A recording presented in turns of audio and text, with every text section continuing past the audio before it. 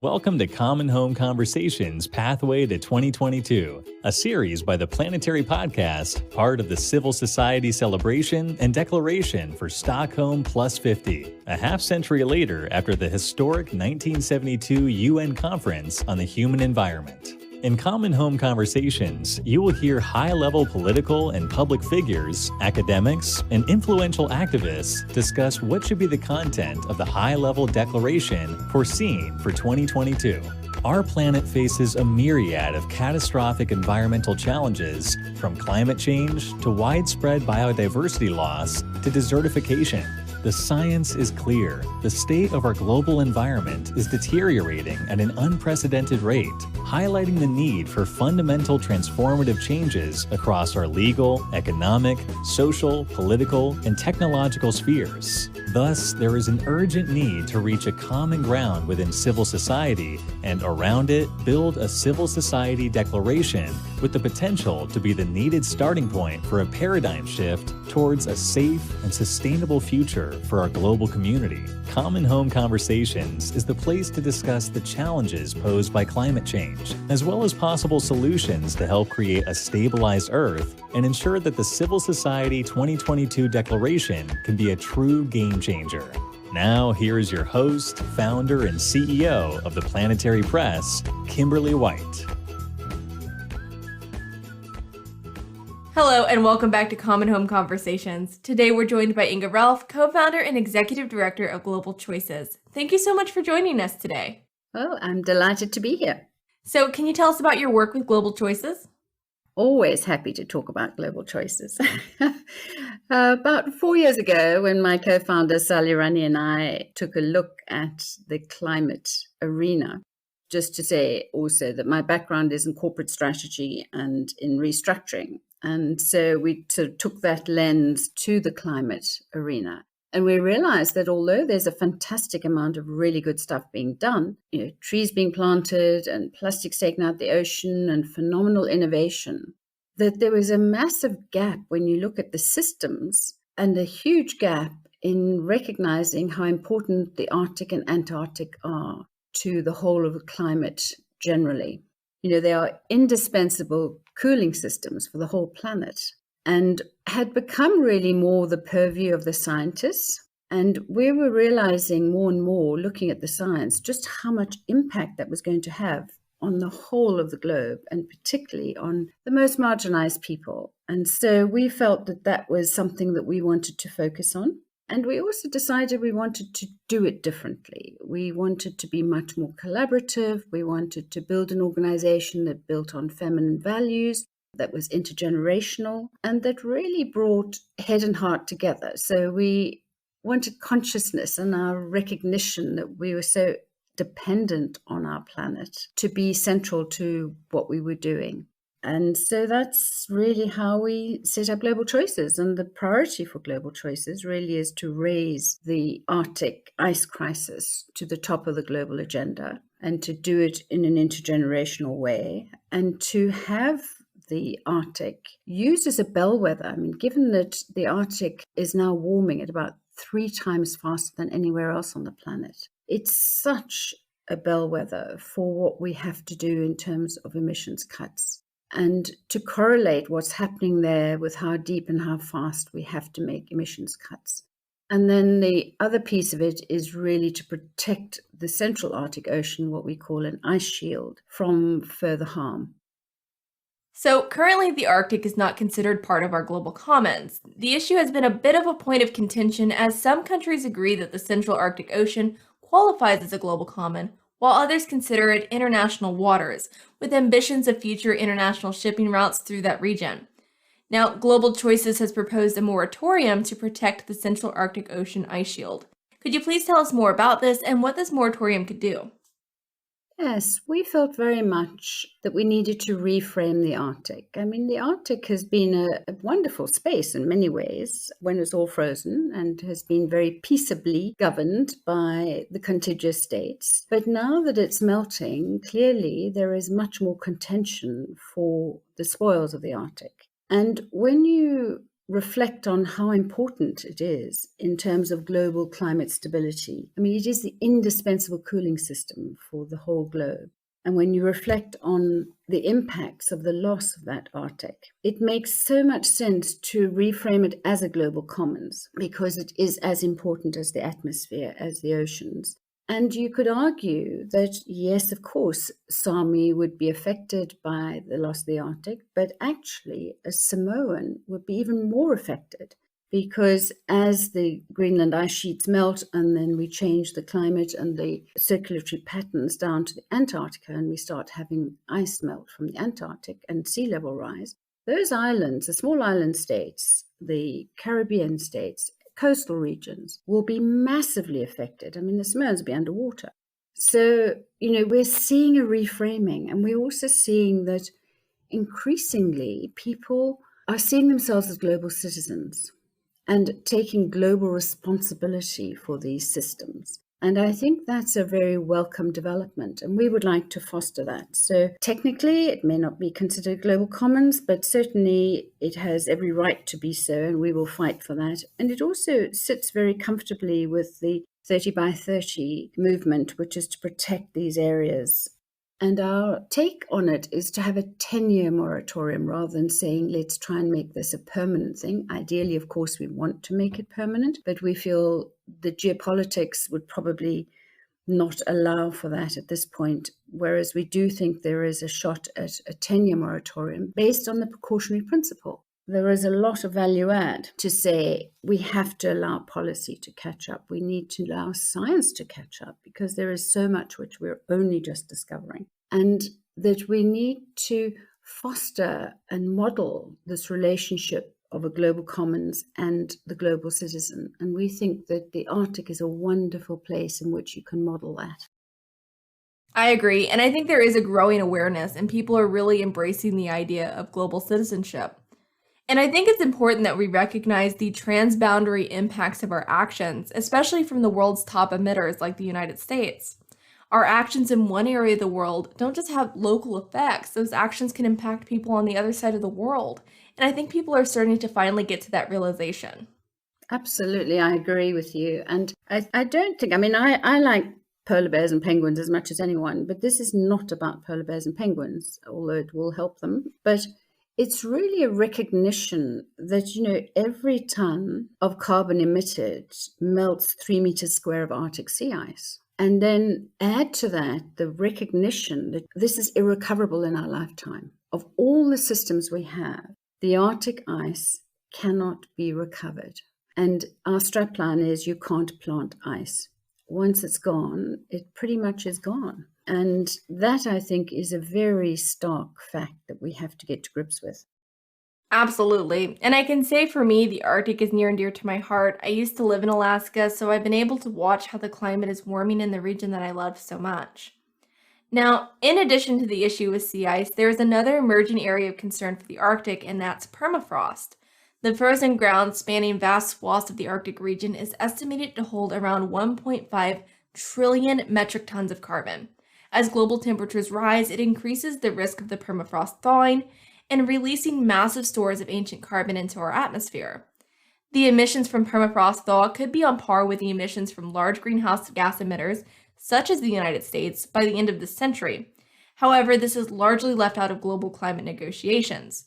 Given your expertise, how can we catalyze the political and financial momentum needed to address this? It is such a critical area, and it's kind of mind-boggling that it hasn't been factored into the climate models until relatively recently. I mean, the permafrost emissions are shorter lived, but they are very potent.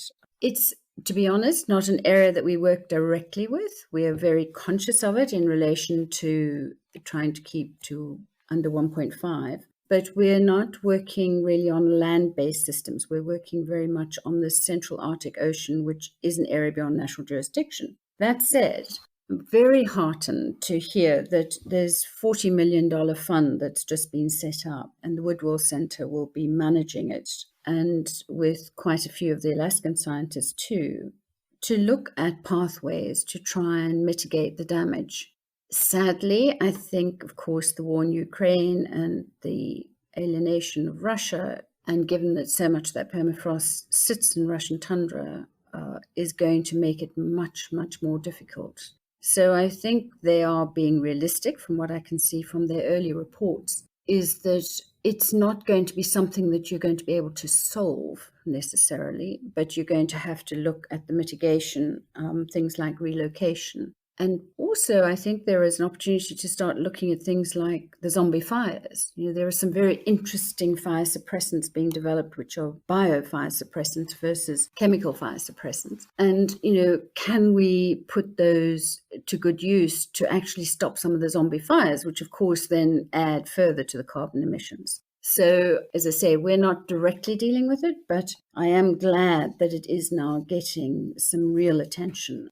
Absolutely. Now, you mentioned the zombie fires. Can you elaborate more on that? The zombie fires are arising from methane emissions, and then they catch fire and, of course, set fire to the forests. Particularly, we've watched a lot of that happen over the last 2 years in the Russian archipelago, in the Russian tundras. So I think if we can start mitigating that or preventing them from arising, because they're underground fires, which then erupt. But I think there are other fires that we also need to think of in relation to the Arctic, which we don't. So the fire and ice principle. The fires in Australia are now being linked to the Arctic, and the fires in the States, for instance, are being linked to droughts caused by this huge variability of our climate system. So as the polar vortex, which was a very stable system, becomes unstable and meanders, you start having these very erratic climate patterns. So you suddenly start having droughts for long periods of time. You have floods, as we saw in Germany and Belgium. You start having things like the Texas Big Freeze, which of course was, I think, one of the most expensive insurance incidents in the States. Our Beast from the East, which we called here in the UK, massive freezing.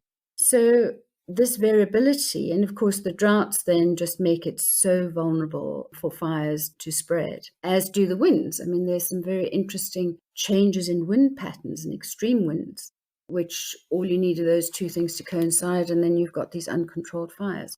So this is the whole point of it, is to see these systems as a whole and to understand the interdependence and the interconnectedness of them.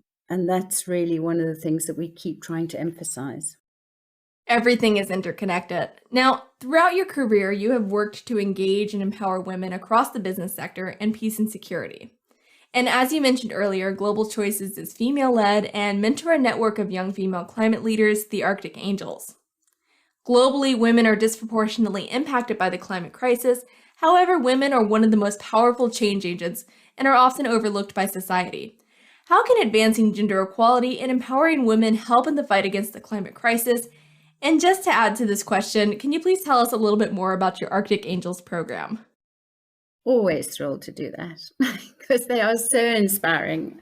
As I said, we wanted this to be an intergenerational response. We also have observed, and if you go way back, for instance, to the Paris Agreement, how important it was when you had leaders like Christiana Figueres, Mary Robinson, women who decided that every committee had to have equal representation. And I do believe that was really influential in helping get that across the line. And, I've had the great joy of speaking a number of times with Christiana, and it is about a willingness to sort of set self aside and to really work for the common good.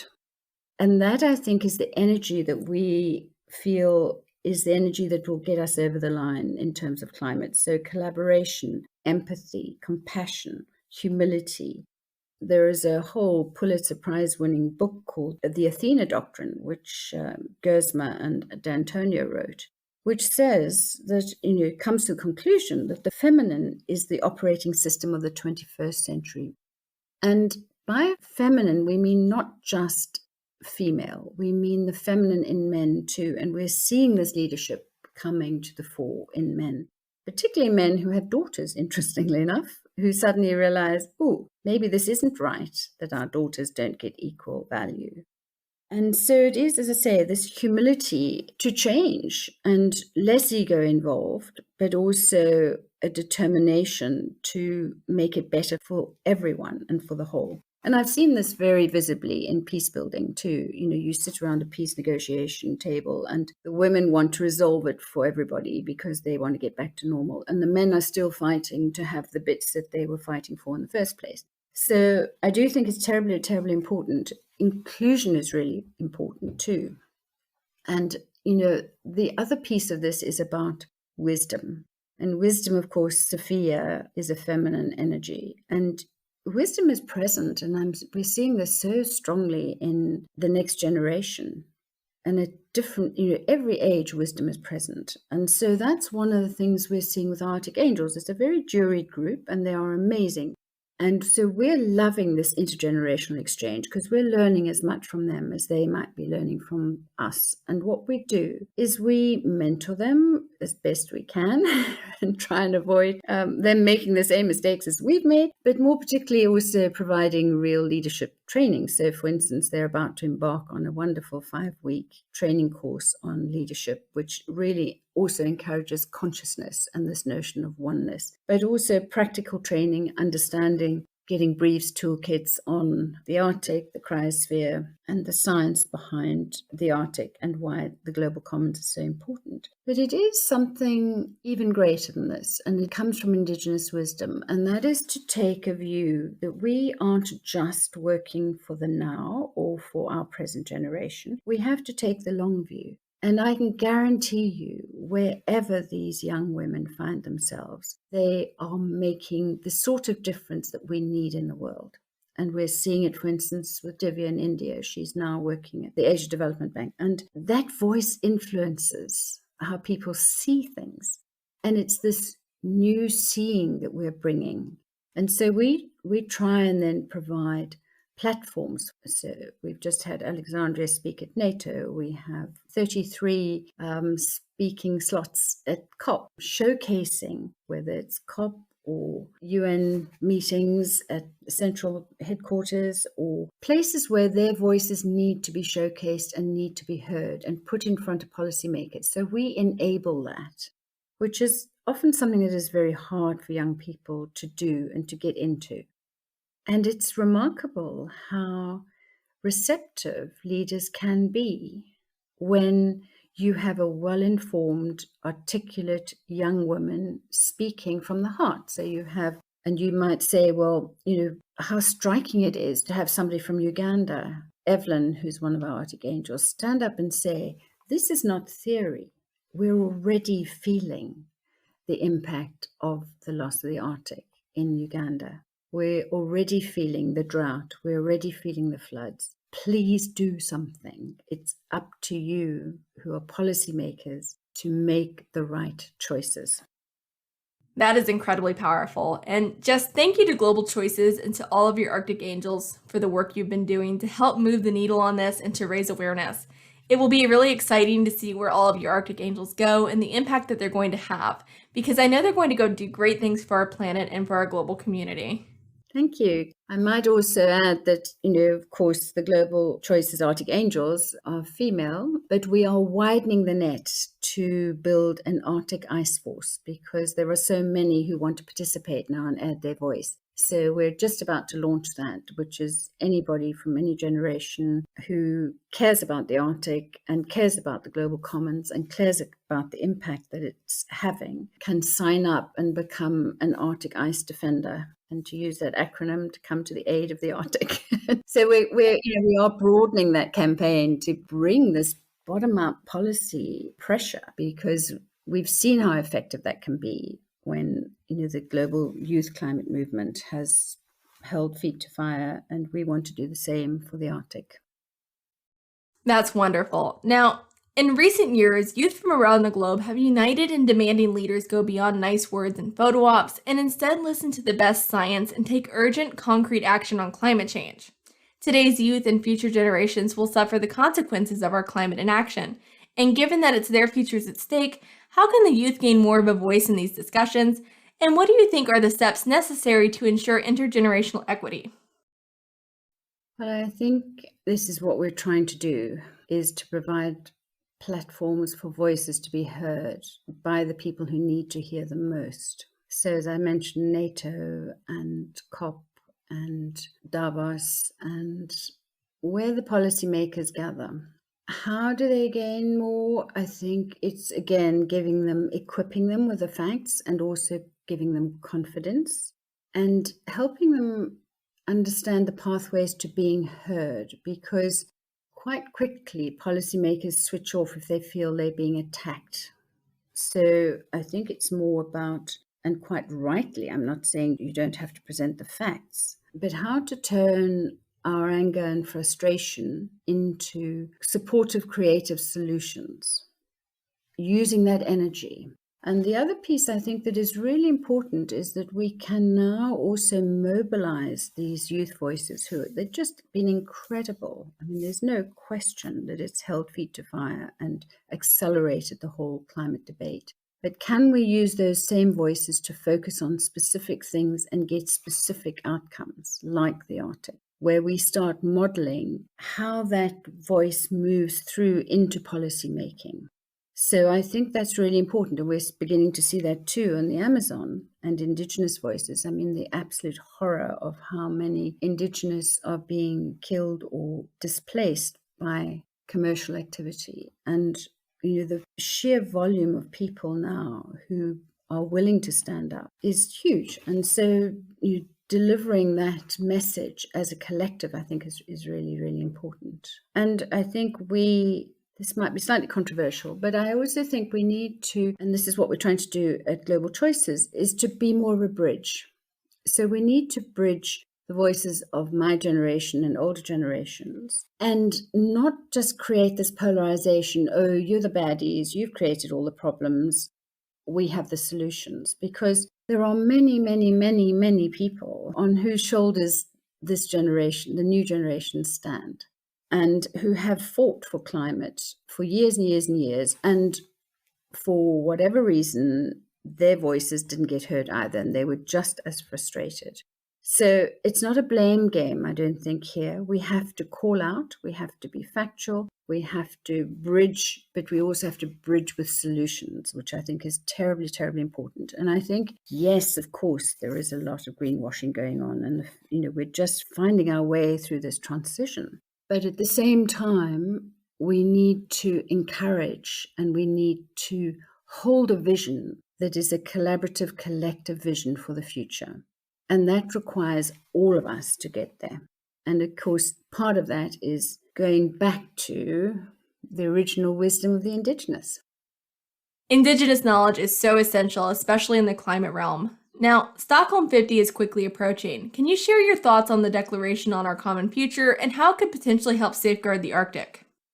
Yes, it is. And it is a landmark. I mean, I had the great pleasure of working for Gru Brundtland. And when you think it was 1987 when she wrote, Our Common Home and the Brundtland Report. So it's very timely that we have this review. And I do think that the notion of needing a declaration around our common home, which basically encompasses so much of what we've just been talking about as global commons and about as global choices, it is about involving and seeing the global citizen as part of the solution and having a real interest in what the outcomes are. The policy making can't be made at a remove. And we need to foster that global citizenship. We also need this green recovery, which actually, I think, interestingly enough, I'm very optimistic about. I think there is a lot more green recovery than we imagine. And in a way, it's not being driven by policy. It's actually being driven by the financial sector itself, because the writing is on the wall. And that we need to have alternatives because we have to cut our dependency on oil and gas. And of course, we're in a massive blip at the moment with the Ukraine war. But I think it's very interesting that it's driving a whole new set of thinking around how do we change our dependency. So I think in the short term, of course, we've got this massive spike, which is terrifying. But in the longer run, I think we are going to see it will have driven much more investment in alternatives. And the financial system itself, I think, is doing an awful lot of that. A lot of the policy work on the TCFD, which is, of course, the central bank's work that they've done on the environment, and Mark Carney led that, has been and is fundamental, and I think will continue to push markets into investing in the right things. And that declaration really encourages that. And a universal framework, which is systems, which is exactly what we're doing. Let's understand these massive systems, the lungs of our planet being the Amazon, the thermostats being the poles.